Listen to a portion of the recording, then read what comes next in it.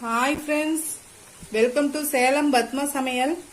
இன்னைக்கு நம்ம என்ன பார்க்க போறோம்னா ஓட்டு பக்கோடா. அது பாத்தீங்கன்னா நம்ம இட்லி புழுங்கல் அரிசி வச்சு செய்ய போறோம். அது நல்லா கிறிஸ்பா டேஸ்டா இருக்கும். வாங்க போய் பார்க்கலாம். அதுக்கு முன்னாடி நம்ம சேனல் இப்பதான் புதுசா பாக்குறீங்கன்னா சப்ஸ்கிரைப் பண்ணிக்கோங்க. பக்கத்துல இருக்கிற பெல் பட்டனையும் கிளிக் பண்ணிக்கோங்க.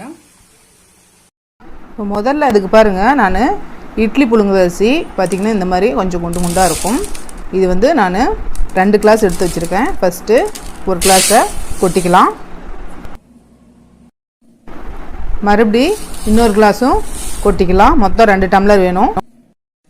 இப்போ இதை நான் தண்ணி கொஞ்சமாக ஊற்றி நல்லா 1க்கு 2 வாட்டி நல்லா அலசி எடுத்துக்கலாம்.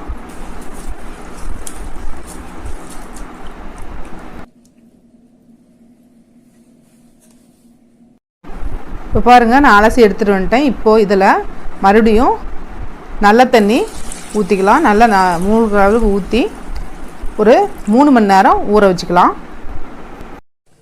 பாருங்க, அரிசி எடுத்த அதே டம்ளர்ல பாத்தீங்கன்னா 1 டம்ளர் அளவுக்கு பொட்டுக்கல் எடுத்திருக்கேன். இதை வந்து மிக்சியில போட்டு நான் நைஸா பவுடர் பண்ணிட்டு வந்துடுறேன். பாருங்க, இந்த அளவுக்கு நான் நைஸா அரைச்சிட்டேன்.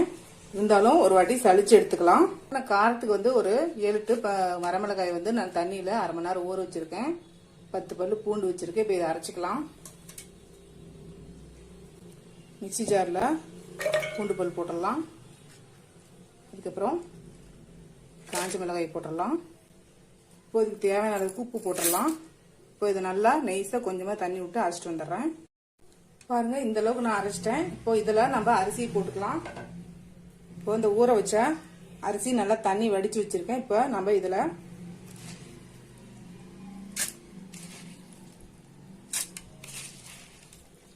நான் பாதி மட்டும் போட்டு அரைக்கிறேன். கொஞ்சமா தண்ணி ஊற்றி கெட்டியா அரைச்சிக்கலாம். பாருங்க, மாவு வந்து நான் நைஸா அரைச்சி எடுத்துட்டு வந்துட்டேன். இப்போ இதுல 1 டீஸ்பூன் அளவுக்கு ஜீரகம், 1 டீஸ்பூன் அளவுக்கு கருப்பு எள்ளு, எந்த எள்ளு வேணாலும் போட்டுக்கலாம், வெள்ளம் இருந்தா கூட போட்டுக்கலாம். 1/4 டீஸ்பூன் பெருங்காய பொடி. இப்போ இதெல்லாம் நம்ம ஏற்கனவே அரைச்சி வச்சிருக்கிற இந்த பொட்டுக்கடலை பொடியை கொஞ்சம் கொஞ்சமா மிக்ஸ் பண்ணிக்கலாம். நான் ஃபர்ஸ்ட் பாதி மட்டும் போடுறேன்.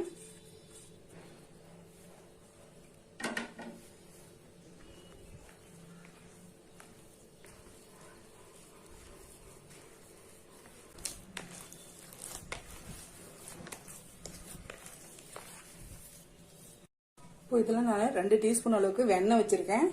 வெண்ணெய் எல்லாம் நீங்க சூடு பண்ண நெய்யோ இல்ல வந்து எண்ணெயோ ஊற்றிக்கலாம்.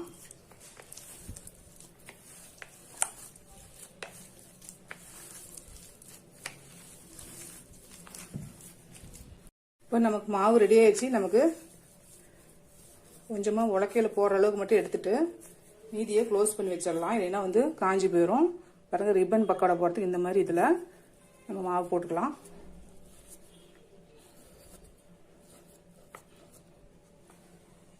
இப்போ பாருங்க, ஆயில் ஹீட் ஆயிருச்சு. ஹீட் ஆனதுக்கு அப்புறம் கொஞ்சம் மீடியமா போட்டுட்டு அதே லெவல்லே பார்த்துக்கணும்.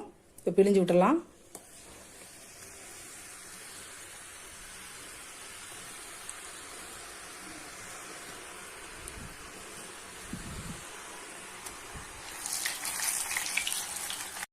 திருப்பி விட்டுறலாம்.